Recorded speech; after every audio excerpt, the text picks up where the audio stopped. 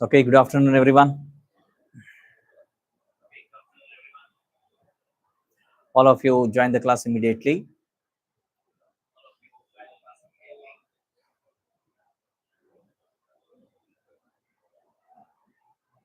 So, first of all, tell me whether the screen is visible. Screen ಚೆನ್ನಾಗಿ ಕಾಣ್ತಾ ಇದೆಯಾ ಇಲ್ವಾ ಅನ್ನೋದನ್ನ ಸ್ವಲ್ಪ ನೀವು thumbs up ಮಾಡಿ ಹೇಳಿದ್ರೆ that will be of great help.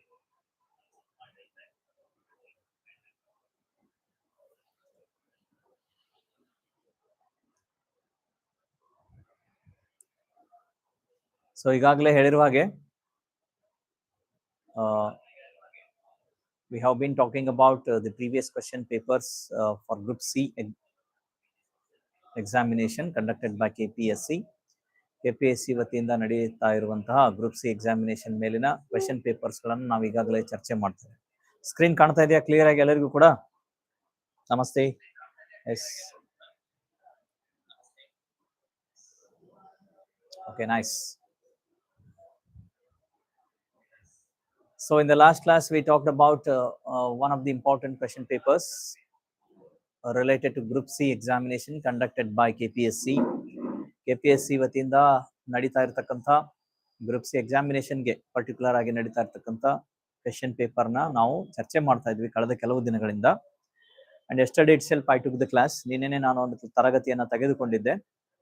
And in that particular class we talked about some of the questions up to I think 57 question, previous question paper.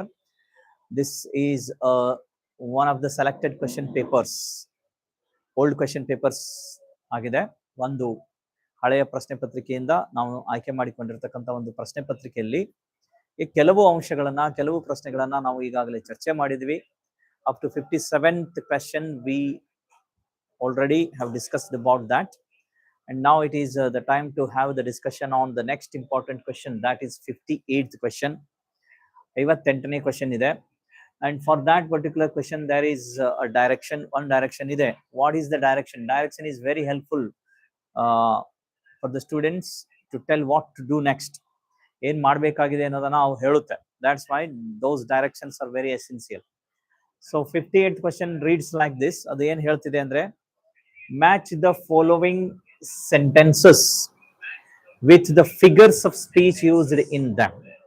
Match the following sentences with the figures of speech used in them. ಅಲ್ಲಿ ಏನ್ ಹೇಳ್ತಾ ಇದೆ ಅಂದ್ರೆ, that particular question relates to the figures of speech. ಅದು ಯಾವುದಕ್ಕೆ ಸಂಬಂಧಪಟ್ಟಿದೆ? figures of speech. ಕನ್ನಡದಲ್ಲಿ ನಾವು figures of speech ಅನ್ನ ಅಲಂಕಾರಗಳು ಅಂತ ಹೇಳ್ತೀವಿ. And there are so many figures of speech, particularly for Group C examination. Some figures of speech are very important. That is, first one is simile antaಗಿದೆ. Good afternoon. And metaphor, ರೂಪಕಲಂಕಾರ, hyperbole, ಉತ್ಪ್ರೇಕ್ಷಾಲಂಕಾರ ಅಂತ ಇದೆ. And again alliteration ಬರ್ಬೋದು. And at the same time we have oxymoron, paradox. ಈ ಎಲ್ಲ figures of speech ಗಳ ಮೇಲೆ sentence ಅನ್ನ ಕೊಟ್ಟಿರ್ತಾರೆ, and you have to match them.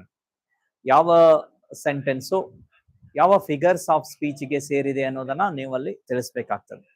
So here are actually what do you mean by figures of speech? ಏನು figures of speech ಅನ್ನೋದನ್ನ ನೀವು ಅರ್ಥ ಮಾಡ್ಕೊಳ್ಬೇಕು. Figure of speech is an ornamental language. ಅದೊಂದು ಅಲಂಕಾರಿಕ ಭಾಷೆ. It means it beautify the language we produce. ನಾವು ಯಾವ ಲ್ಯಾಂಗ್ವೇಜ್ ಅನ್ನ ಹೇಳ್ತಾ ಇದ್ದೀವೋ, ಯಾವ ಭಾಷೆಯನ್ನ ಅಭಿವ್ಯಕ್ತಿ ಮಾಡ್ತಿದ್ದೇವೋ, ಆ ಅಭಿವ್ಯಕ್ತಿ ಮಾಡುವ ಭಾಷೆಯನ್ನ ಅಲಂಕಾರಿಕವಾಗಿ ಹೇಳುವ ಶೈಲಿಯನ್ನ ನಾವು ಅಲಂಕಾರಗಳು ಅಂತ ಕರಿತೀವಿ. That is called as figures of speech. ಅದನ್ನ ನಾವು ಏನಂತ ಕರಿತೀವಿ? ಫಿಗರ್ಸ್ ಆಫ್ ಸ್ಪೀಚ್ ಅಂತ ಕರಿತೀವಿ. Particularly that is generally used in poems. ಸಾಮಾನ್ಯವಾಗಿ ಪದ್ಯ ಬರಹಗಳಲ್ಲಿ ನಾವು ಸಾಕಷ್ಟು ಫಿಗರ್ಸ್ ಆಫ್ ಸ್ಪೀಚ್ ಗೆ ಸಂಬಂಧಪಟ್ಟಿರ್ತಕ್ಕಂಥ ಎಕ್ಸಾಂಪಲ್ಸ್ ಗಳನ್ನ ನಾವು ಸಾಮಾನ್ಯವಾಗಿ ಗಮನಿಸ್ತೇವೆ. So now look at these sentences. The first one is, he is as innocent as a lamb anta kottide. He is as innocent as a lamb. America is a melting pot. The second sentence irodu, America is a melting pot. Third ನಲ್ಲಿ ಇರೋದು, your suitcase weighs a ton ಅಂತ ಹೇಳಿದೆ. Your suitcase weighs a ton.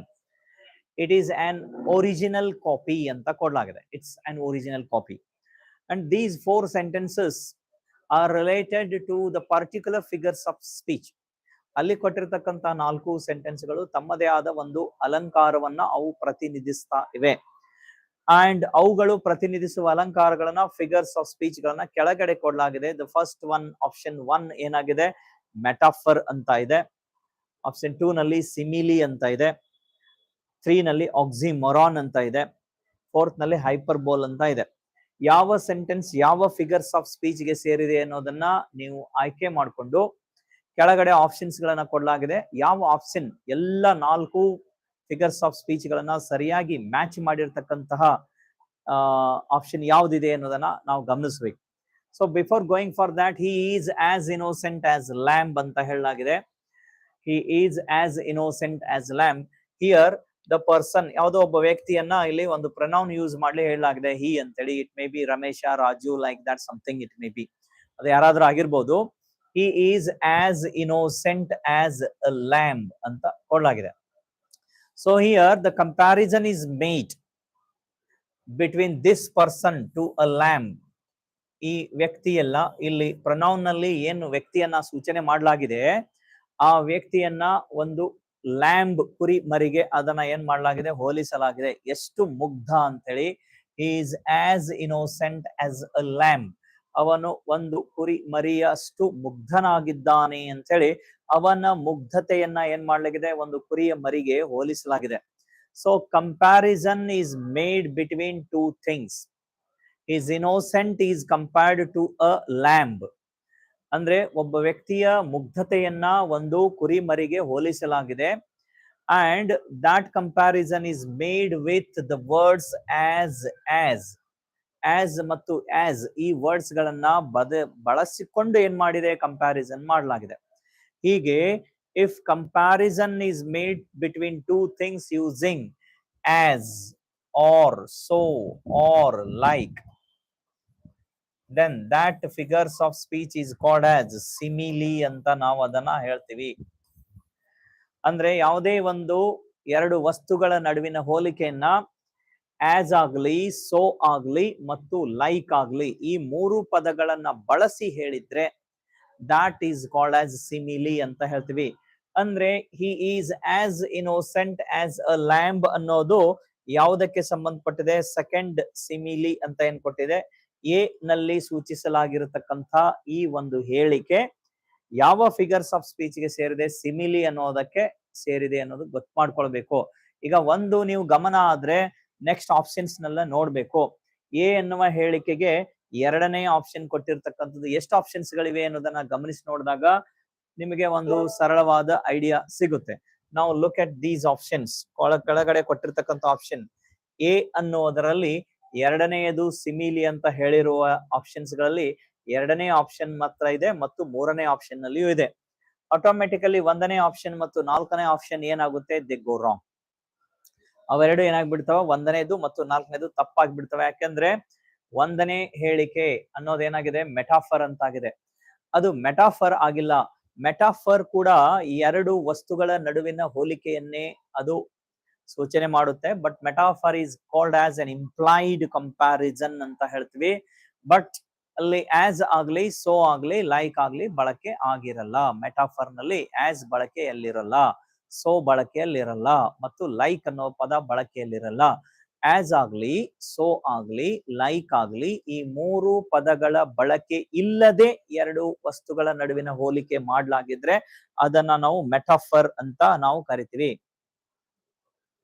S, board board is it not clearly visible? ಈಗ ಇನ್ನೂ ಚೆನ್ನಾಗಿ ಕಾಣ್ತಾ ಇಲ್ವಾ board? Board ಸರಿಯಾಗಿ ಕಾಣ್ತಾ ಇಲ್ವಾ ನಿಮ್ಗೆ? ಚೆನ್ನಾಗಿ ಕಾಣ್ತಾ ಇದೆಯಾ? Is it visible or not visible board?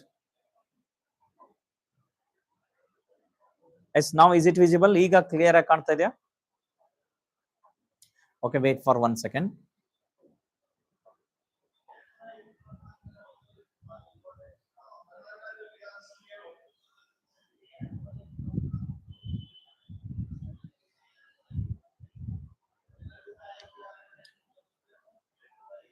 So ಇಲ್ಲಿ ಮೆಟಾಫರ್ ಅಂತ ಹೇಳಿದಾಗ ಅಲ್ಲಿ ಸಾಮಾನ್ಯವಾಗಿ ಏನಿರಲ್ಲಪ್ಪ ಅಂದ್ರೆ ಆಸ್ ಆಗ್ಲಿ, ಸೋ ಆಗ್ಲಿ, ಲೈಕ್ ಆಗ್ಲಿ ಈ ಪದಗಳು ಅಲ್ಲಿ ಬಳಕೆಯಲ್ಲಿ ಇರಲ್ಲ. ಆಸ್ ಆಗಲಿ, ಸೊ ಆಗಲಿ, ಲೈಕ್ ಆಗಲಿ ಅಲ್ಲಿ ಪದಗಳು ಬಳಕೆಯಲ್ಲಿ ಇರಲ್ಲ. ಹಾಗೆ ಬಳಕೆಯಲ್ಲಿ ಇಲ್ಲದೆ ಇದ್ರೆ ಅದು ಏನಾಗಿರುತ್ತೆ ಅಂದ್ರೆ ಸಿಮಿಲಿ ಆಗಿರುತ್ತೆ. ಬಳಕೆ ಇಲ್ಲದೆ ಇದ್ರೆ ಆಸ್ ಆಗ್ಲಿ, ಸೊ ಆಗ್ಲಿ ಮತ್ತು ಲೈಕ್ ಆಗ್ಲಿ ಇಲ್ಲದೆ ಇದ್ರೆ ಮೆಟಾಫರ್ ಆಗಿರುತ್ತೆ. ಆಸ್ ಆಗ್ಲಿ, ಲೈಕ್ ಆಗ್ಲಿ, ಸೊ ಆಗ್ಲಿ ಬಳಕೆ ಆಗಿದ್ರೆ ಆಗ ಏನಾಗಿರುತ್ತೆ, ಅದು ಸಿಮಿಲಿ ಅಂತ ಆಗಿರುತ್ತೆ. he is as innocent as a lamb ಅಂತ ಏನ್ ಕೊಡ್ಲಾಗಿದೆ, he is as innocent as a lamb ಅನ್ನೋದು ಅಲ್ಲಿ ಅವನ ಇನ್ನೋಸೆನ್ಸ್ ಅನ್ನ ಲ್ಯಾಂಬ್ ಗೆ ಹೋಲಿಕೆ ಮಾಡಲಾಗಿದೆ. ಅಲ್ಲಿ ಬಳಕೆ ಮಾಡ್ತಾ ಇರೋದ್ರಿಂದ ಅದಕ್ಕೆ ನಾವು ಏನ್ ಹೇಳ್ಬೋದು, ಅದನ್ನ ಸಿಮಿಲಿ ಅಂತ ಹೇಳ್ಬೋದು. ಈಗ ಎರಡನೇ ಆಪ್ಷನ್ ಮತ್ತು ಮೂರನೇ ಆಪ್ಷನ್ ನಲ್ಲಿ ಸಿಮಿಲಿ ಅಂತ ಹೇಳಿರೋ ಆಪ್ಷನ್ ಇದೆ. ಅಂದ್ರೆ ಇವೆರಡರಲ್ಲಿ ಒಂದ್ ಸರಿಯಾಗಿರುತ್ತೆ. ಇನ್ನೂ ಕ್ಲಾರಿಟಿ ಬೇಕಂದ್ರೆ ನಾವು ಮುಂದಿನ ಫಿಗರ್ಸ್ ಆಫ್ ಸ್ಪೀಚ್ ಏನಿದೆ ಅನ್ನೋದನ್ನ ಸ್ವಲ್ಪ ಗಮನಿಸಿ ನೋಡ್ಬೇಕಾಗುತ್ತೆ. ಸೊ ನೆಕ್ಸ್ಟ್ ಇರೋದು America is a melting pot ಅಂತ ಕೊಡಲಾಗಿದೆ. America is a melting pot. B ಅನ್ನೋದ್ರಲ್ಲಿ ಇರೋದು America is a melting pot. Again there is a comparison made between two things. ಮತ್ತೆ ಅಲ್ಲಿ ಕಂಪ್ಯಾರಿಸನ್ ಮಾಡಲಾಗಿದೆ. America is a melting pot. America ಒಂದು ಕುದಿಯುವ ಪಾತ್ರೆ ಅಂತ ಹೇಳಲಾಗಿದೆ. Melting pot it means America ಅನ್ನ ನಾವು ಮೆಲ್ಟಿಂಗ್ ಪಾಟ್ ಗೆ ಏನ್ ಮಾಡಿದೀವಿ, ಹೋಲಿಕೆ ಮಾಡಿದೀವಿ. Comparison is made here. Comparison ಇಲ್ಲಿಯೂ ಕೂಡ ಇದೆ. ಇಲ್ಲಿನೂ ಕೂಡ ಇನೋಸೆನ್ಸಿಯನ್ನ ಲ್ಯಾಂಬ್ ಗೆ ಹೋಲಿಸಲಾಗಿತ್ತು. Here is also comparison. ಎರಡರಲ್ಲಿಯೂ ಕೂಡ ಕಂಪ್ಯಾರಿಸನ್ ಮಾಡಲಾಗಿದೆ. ಬಟ್ ಇಲ್ಲಿ ಆಸ್ ಆಗಲಿ, ಸೋ ಆಗಲಿ, ಲೈಕ್ ಆಗಲಿ ಪದಗಳು ಬಳಕೆಯಲ್ಲಿವೆ. ಆದ್ರೆ ಇಲ್ಲಿ ಕಂಪ್ಯಾರಿಸನ್ ನಲ್ಲಿ ಏನಾಗಿಲ್ಲ, there are no words used. As or so or like ಅನ್ನೋ ಪದಗಳು ಅಲ್ಲಿ ಏನಾಗಿಲ್ಲ, ಬಳಕೆಯಲ್ಲಿ ಇಲ್ಲ. ಸೊ ಹೀಗೆ America is a melting pot comparison ಮಾಡಲಾಗಿದೆ. It is an implied comparison. That's why that is metaphor. B ಅನ್ನೋದು ಬಳಕೆ ಆಗಿರೋದು ಯಾವುದಕ್ಕೆ, ಮೆಟಾಫರ್. ಬಿ ಅನ್ನೋದು ಮೆಟಾಫರ್ ಆಗಬೇಕು. ಎ ಅನ್ನೋದು ಸಿಮಿಲಿ ಆಗಿದೆ, ಅದಕ್ಕೆ ಎರಡನೆಯ ನಂಬರ್ ಕೊಡಲಾಗಿದೆ. ಬಿ ಅನ್ನೋದು ಮೆಟಾಫರ್ ಆಗಿರೋದ್ರಿಂದ ಅದು ಫಸ್ಟ್ ನಂಬರ್ ನಲ್ಲಿದೆ.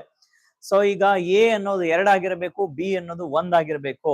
ಆ ಎರಡು ಆಪ್ಷನ್ಸ್ ಗಳು ಎಲ್ಲಿವೆ ಅಂತ ನಾವು ಗಮನಿಸಿ ನೋಡಿದ್ರೆ ಎ 2, ಬಿ 1 ಆಗಿರುವಂತ ಆಪ್ಷನ್ ನಾವು ಗಮನಿಸಬೇಕು. ಈಗ ಎರಡರಲ್ಲಿಯೂ ಕೂಡ, ಎರಡನೇ ಆಪ್ಷನ್ ಅಲ್ಲಿಯೂ ಕೂಡ ಎ ಅಂತ 2 ಇದೆ, ಬಿ ಅನ್ನೋದು 1 ಅಂತ ಇದೆ. ಅದೇ ರೀತಿಯಲ್ಲಿ ಮೂರನೇ ಆಪ್ಷನ್ ಕೂಡ ಎ ಅನ್ನೋದು 2 ಅಂತ ಇದೆ, ಬಿ ಅನ್ನೋದು 1 ಅಂತ ಇದೆ. ಈಗ ನಮಗೆ ಅಲ್ಲಿ ಕ್ಲಾರಿಟಿ ಇನ್ನೂ ಸಿಕ್ಕಿಲ್ಲ, ಎರಡನೇದು ಸರಿನಾ ಅಥವಾ ಮೂರನೇದು ಸರಿನಾ ಅಂತ ಇನ್ನೂ ಗೊತ್ತಿಲ್ಲ. ಹಾಗಾದ್ರೆ ನಾವು ನೆಕ್ಸ್ಟ್ ಪಾಯಿಂಟ್ ಗೆ ಅದನ್ನ ನೋಡ್ಬೇಕು. ನೆಕ್ಸ್ಟ್ ಏನಾಗಿದೆ, ಮೂರನೆಯ ಒಂದು ಸ್ಟೇಟ್ಮೆಂಟ್, ಸಿ ಅನ್ನೋ ಸ್ಟೇಟ್ಮೆಂಟ್ ಯಾವುದಕ್ಕೆ ಸಂಬಂಧಪಟ್ಟಿದೆ ಅನ್ನೋದನ್ನ ನೋಡ್ಬೇಕು. Your suitcase weighs a ton ಅಂತ ಹೇಳಲಾಗಿದೆ. ನಿನ್ನ ಸೂಟ್ ಕೇಸ್ 1 ಟನ್ ತೂಕವನ್ನ ಹೊಂದಿದೆ ಅಂತ ಹೇಳ್ತಾ ಇದೆ. ನೋಡ್ರಿ, ಯಾವತ್ತಾದ್ರೂ ನೀವು ಗಮನಿಸಿ ನೋಡ್ಬೇಕು, ಒಂದ್ ಸೂಟ್ ಕೇಸ್ ಯಾವತ್ತಾದ್ರೂ 1 ಟನ್ ತೂಕವನ್ನ ಹೊಂದಿರಲು ಸಾಧ್ಯ ಇದೆಯಾ ಅಂದ್ರೆ it is impossible for a suitcase to weigh a ton. ಅಂದ್ರೆ ಯಾವುದೇ ಒಂದು ಸೂಟ್ ಕೇಸ್ 1 ಟನ್ ತೂಕವನ್ನ ಹೊಂದಿರುವಂತದ್ದು ಸಾಮಾನ್ಯವಾಗಿ ಒಂದು ಉತ್ಪ್ರೇಕ್ಷವಾದ ಹೇಳಿಕೆ. ಉತ್ಪ್ರೇಕ್ಷವಾಗಿ ಹೇಳುವುದು ಅಂದ್ರೆ ಸ್ವಲ್ಪ ಹೆಚ್ಚು ಹೇಳೋದು, ಇರುವುದಕ್ಕಿಂತಲೂ ಹೆಚ್ಚಾಗಿ ಹೇಳೋದು. ಅಂತ ಒಂದು ಅಲಂಕಾರ ಏನಿದೆ, that is called as hyperbole ಅಂತ ಕರಿತೀವಿ. ವಿ ಎಕ್ಸಾಗರೇಟ್ ಸಮಥಿಂಗ್ ಅಂದ್ರೆ to exaggerate something, to say something in an exaggerated way. ಯಾವುದನ್ನೇ ಉತ್ಪ್ರೇಕ್ಷ ಮಾಡಿ ಹೇಳೋದನ್ನ ನಾವು ಉತ್ಪ್ರೇಕ್ಷ ಅಲಂಕಾರ ಅಂತ ಕರಿತೀವಿ. ಸೊ ಸಿ ಅನ್ನೋದು that is example for hyperbole. C ಅನ್ನೋದೇನಾಗಿದೆ, 4ನೇದಕ್ಕೆ ಸಂಬಂಧಪಟ್ಟಿದೆ. ಈಗ ಎ ಅನ್ನುವಂಥದ್ದು ಏನಾಗಿದೆ, ಸಿಮಿಲಿ 2 ಆಗಿದೆ, ಅದು ಈಗಾಗಲೇ ನಿಮ್ಗೆ ಗೊತ್ತಾಗಿದೆ. And B America is a melting pot ಅನ್ನೋದು ಅದು ಸಾಮಾನ್ಯವಾಗಿ ಅದು ಮೆಟಾಫರ್ ಆಗಿದೆ 1. A 2, B 1. ಈಗ ಸಿ ಅನ್ನೋದು 4ನೇದು ಆಗಿರುವಂತಹ ಆಪ್ಷನ್ ಎಲ್ಲಿದೆ ಅಂತ ನಾವು ಗಮನಿಸಿ ನೋಡಿದ್ರೆ ಆಟೋಮೆಟಿಕ್ ಆಗಿ ಎ 2 ಅಂತ ಇದೆ, ಬಿ 1 ಅಂತ ಇದೆ, ಸಿ 4 ಅಂತ ಇರೋದು ಇಲ್ಲಿ 3 ಇದೆ, ಹಾಗಾಗಿ 4 ಅಂತ ಇರೋದು 3ನೇ ಆಪ್ಷನ್ ನಲ್ಲಿ ಇದೆ. ಹಾಗಾಗಿ third option will be the right answer for that question.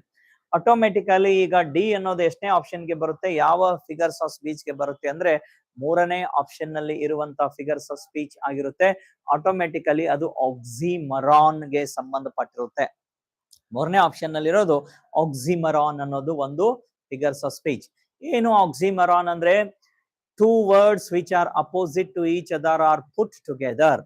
ಎರಡು ಕೂಡ ಪದಗಳೇನಾಗಿವೆ ಒಂದಕ್ಕೊಂದು ವಿರುದ್ಧವಾಗಿವೆ. ಆ ವಿರುದ್ಧವಾಗಿರುವ ಪದಗಳನ್ನ ಏನ್ ಮಾಡಲಾಗಿರುತ್ತೆ, ಅವುಗಳನ್ನ ಜೊತೆಯಾಗಿಯೇ ಸೇರಿಸಲ್ಪಡಲಾಗುತ್ತೆ. It's really a terrible beauty ಅಂತ ಹೇಳಿದ್ರೆ, ಟೆರಿಬಲ್ ಅಂದ್ರೆ ಭಯಾನಕ, ಬ್ಯೂಟಿ ಅಂದ್ರೆ ಸೌಂದರ್ಯ, ಒಂದಕ್ಕೊಂದು ಪೂರಕವಾಗಿರುವ ಅಂಶಗಳಲ್ಲ. But even though they are opposite to each other, we put together them, it is a terrible beauty. Terrible beauty ಅಂತ ನಾವು ಹೇಳ್ಬೋದು. ಸೊ ಹೀಗೆ ಟೆರಿಬಲ್ ಬ್ಯೂಟಿ ಅಂತ ಹೇಳಿದಾಗ ಅದು ಒಂದು ಆಕ್ಸಿಮರಾನ್ಗೆ ಉದಾಹರಣೆ ಆಗಿದೆ. ಇಲ್ಲಿ ಕೊಟ್ಟಿರ್ತಕ್ಕಂಥ ಎಕ್ಸಾಂಪಲ್ ಏನಕ್ಕೆ ಸಂಬಂಧಪಟ್ಟಿದೆ ಅಂದ್ರೆ, ಕೊನೆಯಲ್ಲಿ ಇದು it is an original copy ಅಂತ ಹೇಳಿದಾರೆ ನೋಡ್ರಿ. ಇಟ್ಸ್ ಅನ್ ಒರಿಜಿನಲ್ ಕಾಪಿ ಅಂತ ಹೇಳಿದ್ರು. ಕಾಪಿ ಅನ್ನೋದೇ ಒರಿಜಿನಲ್ ಕಾಪಿ ಅಂತ ಹೇಳೋದು. ಕಾಪಿ ಅನ್ನೋದು ಸಾಮಾನ್ಯವಾಗಿ ದಟ್ ಈಸ್ ಡುಪ್ಲಿಕೇಟ್ ಆಗಿರುತ್ತೆ. ಒರಿಜಿನಲ್ ಕಾಪಿ ಅಂತ ನಾವು ಹೇಳಿದೀವಿ. put together two contrast words, the words which have contrast meaning, which are opposite to each other, they are put together in a sentence. ಅವು ಎರಡನ್ನ ವಾಕ್ಯದಲ್ಲಿ ಜೊತೆಯಾಗಿ ಬಳಸಲ್ಪಟ್ಟಿರುತ್ತೆ. that figures of speech is called as oxymoron ಅಂತಿದೆ. D ನಲ್ಲಿ oxymoron ಅಂತಿರೋದು ಮೂರನೇ option ಅಲ್ಲಿ ಇದೆ. that's why that particular question carries the third option as an answer. ಅದು ಮೂರನೇ ಆಪ್ಷನ್ ನಲ್ಲಿ ಆನ್ಸರ್ ಏನಾಗಿದೆ, ಆ ಎಲ್ಲ ಫಿಗರ್ಸ್ ಆಫ್ ಸ್ಪೀಚ್ ಗಳನ್ನ ಸರಿಯಾಗಿ ಮ್ಯಾಚ್ ಮಾಡಲಾಗಿದೆ. ಎ ಅನ್ನೋದು ಎರಡಕ್ಕಿದೆ, ಎ ಅನ್ನೋದು ಎರಡಕ್ಕೆ ಅಂದ್ರೆ ಸಿಮಿಲಿಗೆ ಸಂಬಂಧಪಟ್ಟಿದೆ. ಬಿ ಅನ್ನೋದು ಒಂದಕ್ಕೆ, ಅದು ಮೆಟಾಫರ್ಗೆ ಸಂಬಂಧಪಟ್ಟಿದೆ. ಸಿ ಅನ್ನೋದು ನಾಲ್ಕಕ್ಕೆ, ಅದು ಹೈಪರ್ಬೋಲ್ ಉತ್ಪ್ರೇಕ್ಷ ಅಲಂಕಾರಕ್ಕೆ ಸಂಬಂಧಪಟ್ಟಿದೆ. ಅಂಡ್ ಡಿ ಅನ್ನೋದು ಮೂರಕ್ಕೆ, ಅದು ಆಕ್ಸಿಮರಾನ್ ಅಂತ ಇದೆ. ಅಂದ್ರೆ ಅಪೋಸಿಟ್ ಐಡಿಯಾಸ್ ಗಳನ್ನ ಏನ್ ಮಾಡೋದು, ಒಂದ್ ಕಡೆ ಬರೆಯೋದು, ಒಂದೇ ಕಡೆ ಸೇರಿಸೋದು, ಅವುಗಳನ್ನ ನಾವು ಆಕ್ಸಿಮರಾನ್ ಅಂತ ಕರಿತೀವಿ. ಸೊ ಹೀಗೆ ಫಿಗರ್ಸ್ ಆಫ್ ಸ್ಪೀಚ್ ಮೇಲೆ ಒಂದು ಪ್ರಶ್ನೆ ಖಚಿತವಾಗಿಯೂ ನಿಮಗೆ ಗ್ರೂಪ್ ಸಿ ನಲ್ಲಿ ಬರೋದ್ರಿಂದ you should concentrate on figures of speech like simile, metaphor, personification, oxymoron, paradox. Everything is to be alliteration. ಇವುಗಳನ್ನ ನೀವು ಸಾಮಾನ್ಯವಾಗಿ ಗಮನಿಸಿ ನೋಡ್ತಾ ಹೋದಂಗೆ ಬೇರೆ ಬೇರೆ ಪ್ರಶ್ನೆ ಪತ್ರಿಕೆಯಲ್ಲಿ ಬಂದಿರತಕ್ಕಂತ ಫಿಗರ್ಸ್ ಆಫ್ ಸ್ಪೀಚ್ ಗಳನ್ನ ನಾವು ಚರ್ಚೆ ಮಾಡ್ತಿದ್ವಿ. ಅಲ್ಲೆಲ್ಲವೂ ಕೂಡ ಸಿಮಿಲಿ ಅಂದ್ರೇನು, ಮೆಟಾಫರ್ ಅಂದ್ರೇನು, ಆಕ್ಸಿಮರಾನ್ ಅಂದ್ರೆ ಹೇಗಿರುತ್ತೆ, ಪ್ಯಾರಾಡಾಕ್ಸ್ ಅಂದ್ರೆ ಹೇಗಿರುತ್ತೆ, ಅಲಿಟರೇಷನ್ ಅಂದ್ರೆ ಹೇಗಿರುತ್ತೆ, ಅಲಿಟರೇಷನ್ ನಲ್ಲಿ ಬರುವಂತಹ ಕಾನ್ಸೋನೆನ್ಸ್ ಹೇಗಿರುತ್ತೆ, ಅಸೋನೆನ್ಸ್ ಹೇಗಿರುತ್ತೆ ಅನ್ನೋದನ್ನ ನಾವು ಚರ್ಚೆ ಮಾಡ್ತಾ ಇದ್ವಿ. ಹಾಗಾಗಿ ನೀವು ಹಳೆಯ ಲೈವ್ ಕ್ಲಾಸ್ಗಳಲ್ಲಿ ಏನ್ ನಾವು ಕ್ವೆಶ್ಚನ್ ಪೇಪರ್ ನ ಬಿಡಿಸ್ತಾ ಇದ್ವಿ ಅದನ್ನ ನೀವು ಮತ್ತೆ ರಿಪೀಟ್ ಆಗಿ ನೋಡ್ತಾ ಹೋಗಿ. ಎಲ್ಲ ಫಿಗರ್ಸ್ ಆಫ್ ಸ್ಪೀಚ್ ಗಳ ಬಗ್ಗೆ ನಿಮಗೆ ಅಲ್ಲಿ ಮಾಹಿತಿಯನ್ನ ಕೊಡಲಾಗಿರುತ್ತೆ. So that particular question, that is 58th question, is related to figures of speech ಗೆ ಹೀಗೆ ಸಂಬಂಧಪಟ್ಟಿದೆ. ನಾವು ಲುಕ್ ಅಟ್ 59th ಕ್ವೆಶ್ಚನ್ ನಲ್ಲಿ ಏನಾಗಿದೆ, ಒಂದು ಡೈರೆಕ್ಷನ್ ಕೊಡಲಾಗಿದೆ. 59th question, read the following passages. ಅಂದ್ರೆ ಫಾಲೋವಿಂಗ್ ಪ್ಯಾಸೇಜಸ್ ಅಂತ ಕೊಟ್ಟಿದ್ದಾರೆ ಅಂದ್ರೆ it must be 2 passages given there. ಅಲ್ಲಿ 2 ಪ್ಯಾಸೇಜ್ಗಳು ಇರಬಹುದು. ಪ್ಯಾಸೇಜಸ್ ಅಂತ ಕೊಟ್ಟಿರೋದ್ರಿಂದ 2 ಪ್ಯಾಸೇಜ್ಗಳು ಸಾಧ್ಯತೆ ಇರುತ್ತೆ. ಅದರಲ್ಲಿ 1ನೇ ಪ್ಯಾಸೇಜ್ ಇಲ್ಲಿ ಕೊಟ್ಟಿದೆ. 1ನೇ ಪ್ಯಾಸೇಜ್ ಅನ್ನ ನೀವು ಓದಬೇಕು. Read the following passages carefully and answer the questions that follow. Question number 59 to 64. 59ರಿಂದ 64ನೆಯವರೆಗಿನ ಪ್ರಶ್ನೆಗಳನ್ನ ನೀವು ಉತ್ತರಿಸಬೇಕಾಗ್ತದೆ. Your answers to these questions should be based on the passage only. ನಿಮ್ಮ ಉತ್ತರಗಳು ಆ ಪ್ಯಾಸೇಜ್ ನಲ್ಲಿ ಏನ್ ಹೇಳಿಕೆ ಕೊಟ್ಟಿದೆಯೋ ಅದನ್ನ ಆಧರಿಸಿ ಇರಬೇಕು. You should not go beyond the text. ಆ ಪ್ಯಾಸೇಜಿನ ಆಚೆ ನೀವು ಹೋಗುವ ಹಾಗಿಲ್ಲ. ನಿಮ್ಮ ಪರ್ಸೆಪ್ಷನ್ಸ್ ಅಲ್ಲಿ ನೀವು ಏನ್ ಮಾಡೋಂಗಿಲ್ಲ, ಆಡ್ ಮಾಡೋಂಗಿಲ್ಲ. ಉತ್ತರದಲ್ಲಿ ನಿಮ್ಮ ಊಹೆ, ನಿಮ್ಮ ಕಲ್ಪನೆಗಳನ್ನ ನೀವಲ್ಲಿ ಆಡ್ ಮಾಡೋಂಗಿಲ್ಲ. What is given in the passage, what ideas are embedded there in the passage, passage ನಲ್ಲಿ ಏನ್ ಐಡಿಯಾಸ್ ಗಳನ್ನ ಕೊಡಲಾಗಿದೆಯೋ ಅದನ್ನೇ ನೀವೇನ್ ಮಾಡ್ಬೇಕಾಗ್ತದೆ, ಅಲ್ಲಿ ಆನ್ಸರ್ ಮಾಡ್ಬೇಕಾಗ್ತದೆ.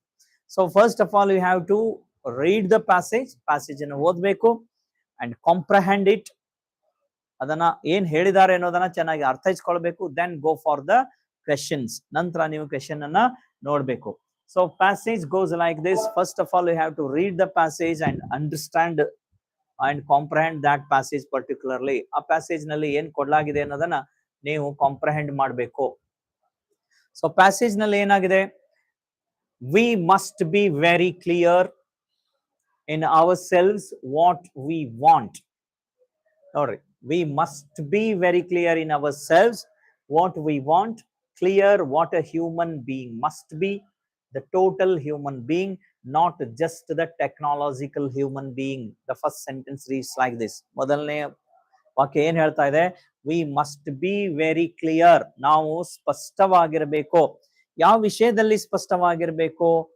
ಎಲ್ಲಿ? To what extent we must be clear and on what subject we must be clear. Andre we must be very clear in ourselves what we want. ನಮ್ಗೆ ಏನ್ ಬೇಕು, what actually we want, ನಮ್ಗೆ ಏನ್ ಬೇಕಾಗಿದೆ ಅನ್ನೋದ್ರ ಬಗ್ಗೆ ನಮಗೆ ಸ್ಪಷ್ಟತೆ ಇರಬೇಕು. First of all we should be very clear about our selves. ನಮ್ಮ ಬಗ್ಗೆ ನಮಗೆ ಸ್ಪಷ್ಟತೆ ಇರಬೇಕು. ವಾಟ್ ಆಕ್ಚುಲಿ ವಿ ವಾಂಟ್, ನಾವ್ ಏನ್ ಬಯಸ್ತಾ ಇದ್ವಿ ಅನ್ನೋದ್ರ ಬಗ್ಗೆ ಸ್ಪಷ್ಟತೆ ಇರಬೇಕು. And clear what a human being must be. ನೋಡ್ರಿ, who is human being, what a human being must be. Human being, ಒಬ್ಬ ಮನುಷ್ಯ ಅಂದ್ರೆ ಏನು ಅನ್ನೋದ್ರ ಬಗ್ಗೆ ಸ್ಪಷ್ಟವಾಗಿರ್ಬೇಕು. ಅಲ್ಲಿ ಹೇಳಲಾಗುತ್ತೆ the total human being. It's not a partial human being. Total human being ಆಗ್ಬೇಕಾದ್ರೆ ನಾವು ಏನಾಗಿರ್ಬೇಕು ಅನ್ನೋದ್ರ ಬಗ್ಗೆ ನಮಗೆ ಸ್ಪಷ್ಟವಾಗಿರ್ಬೇಕು. Not just the technological human being. So most of the people have the conception that the persons who are very expert in using technology, they are the perfect human being ಅಂತ ಬಹಳ ಜನ ಭಾವಿಸಿಕೊಂಡಿದ್ದಾರೆ. ಬಟ್ ಟೆಕ್ನಾಲಜಿಕಲ್ ಹ್ಯೂಮನ್ ಬೀಯಿಂಗ್ ಆಗೋದು, ಪರಿಪೂರ್ಣವಾಗಿ human being ಆಗೋದ್ರ ಬಗ್ಗೆ ಏನು ಗಮನದಲ್ಲಿರಬೇಕು ಅದನ್ನ ನಾವು ತಿಳ್ಕೊಳ್ಬೇಕು. If we concentrate very much on examinations, just on making the child clever. ನೋಡ್ರಿ, most of the people concentrate on examination. ಪರಿಪೂರ್ಣ ಆಗುವತ್ತ ಗಮನ ಹರಿಸಬೇಕಾದ ಸಮಯದಲ್ಲಿ they only concentrate on examinations. ಪರೀಕ್ಷೆಗಳ ಮೇಲೆ ಮಾತ್ರ ಕಾನ್ಸಂಟ್ರೇಟ್ ಮಾಡ್ತಾರೆ. To get the knowledge, to make him to get the knowledge. ಅಂದ್ರೆ ಜ್ಞಾನ ಸಂಪಾದನೆಗೆ ಪರೀಕ್ಷೆಯನ್ನ ಮಾತ್ರ ಅವಲಂಬಿಸಲಾಗಿದೆ. Just on making the child clever, ಆತನನ್ನ ಜಾಣನನ್ನಾಗಿ ಮಾಡೋದ್ರ ಕಡೆಗೆ ಮಾತ್ರ ನಮ್ ಗಮನ ಆಗಿರುತ್ತೆ.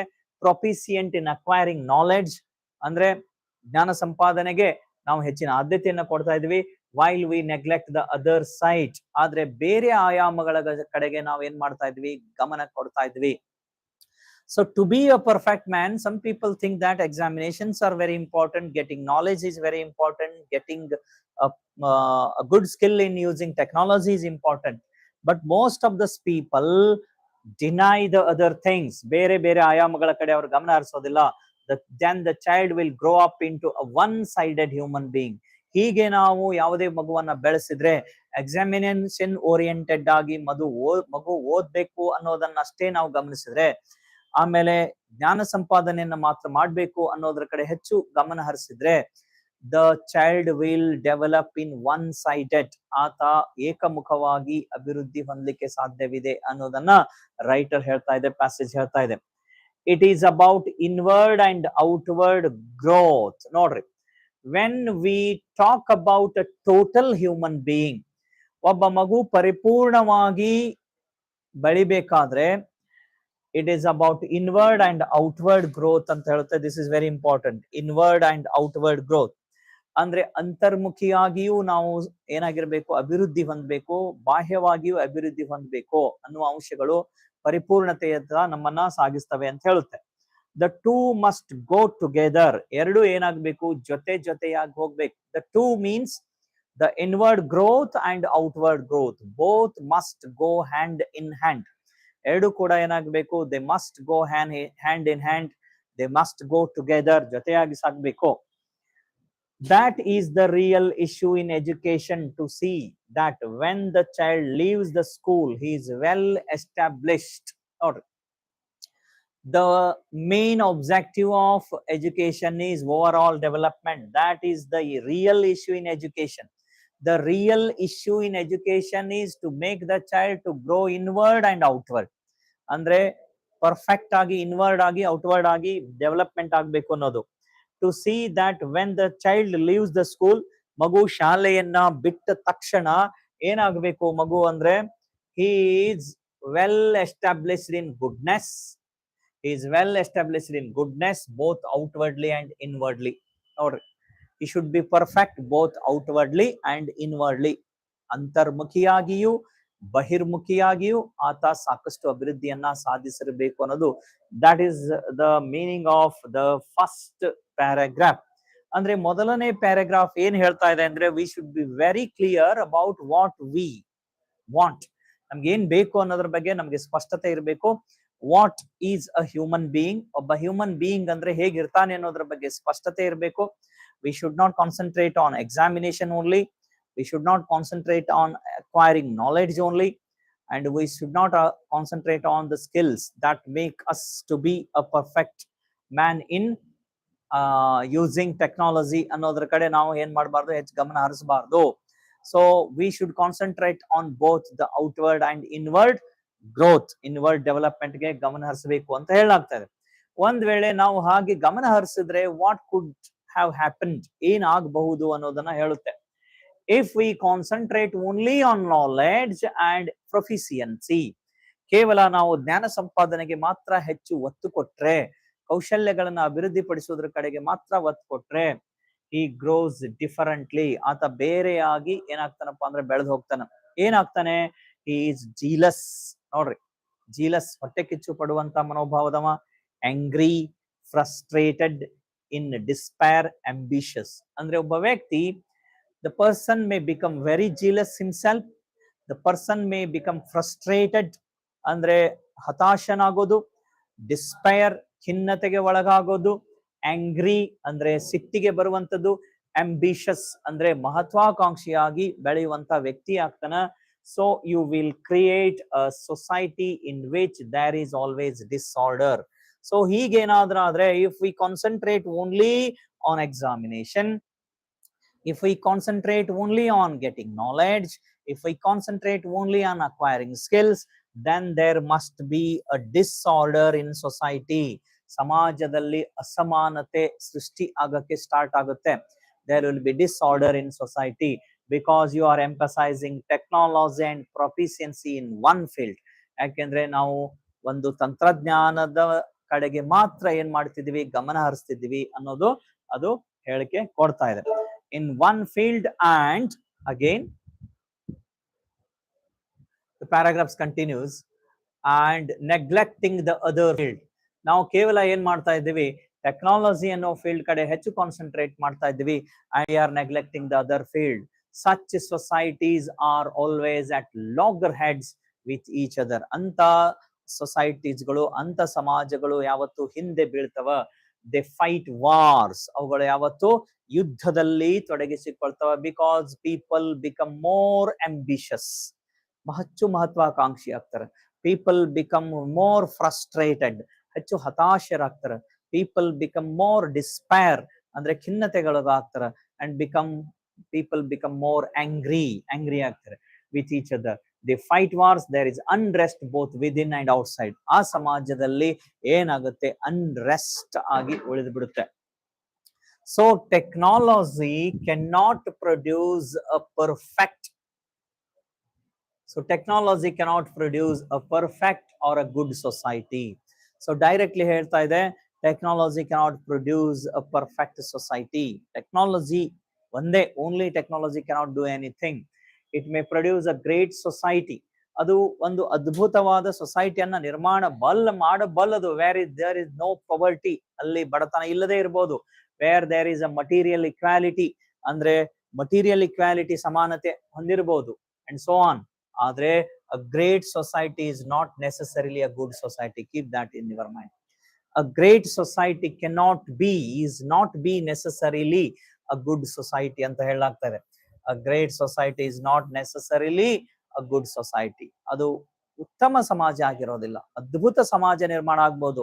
Depending upon technology we can create a great society, but great society cannot be a good society.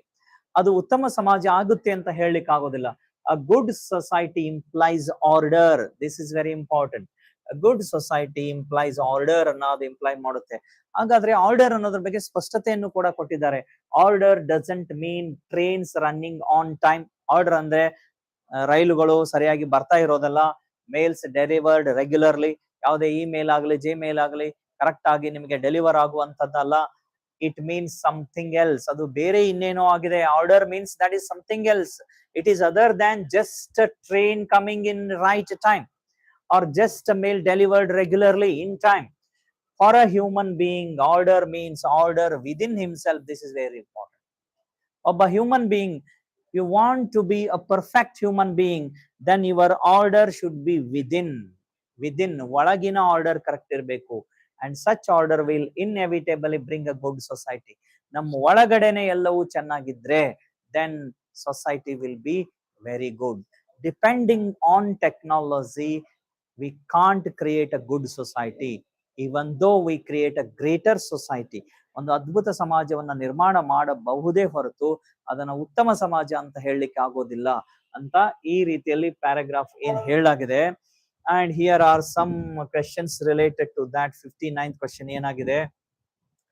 According to the passage, ಈ ಪ್ಯಾಸೇಜ್ ಗೆ ಸಂಬಂಧಪಟ್ಟಂತೆ who is one sided human being. One sided human being ಅಂದ್ರೆ ಯಾರು ಅಂತ ಕೇಳಿದ್ದಾರೆ?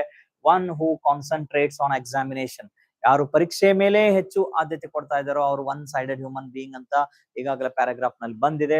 One who concentrates on technology and becomes clever, ಅಂದ್ರೆ technology ಮೇಲೆ ಹೆಚ್ಚು ಆದ್ಯತೆ ಕೊಟ್ಟು ಜಾಣನಾಗೋದಕ್ಕೆ ಆದ್ಯತೆ ಕೊಡೋದು ಒನ್ ಸೈಡೆಡ್ ಹ್ಯೂಮನ್ ಬೀಯಿಂಗ್ ಅನ್ನೋದು ಈಗಾಗಲೇ ಪ್ಯಾರಾಗ್ರಾಫ್ ನಲ್ಲಿ ಹೇಳಲಾಗಿದೆ. One who neglects the other side of human beings, ಬೇರೆ ಆಯಾಮಗಳ ಕಡೆ ಗಮನ ಹರಿಸದೇ ಇರುವವನು ಕೂಡ ಒನ್ ಸೈಡೆಡ್ ಹ್ಯೂಮನ್ ಬೀಯಿಂಗ್ ಅಂತ ಹೇಳಿದೆ.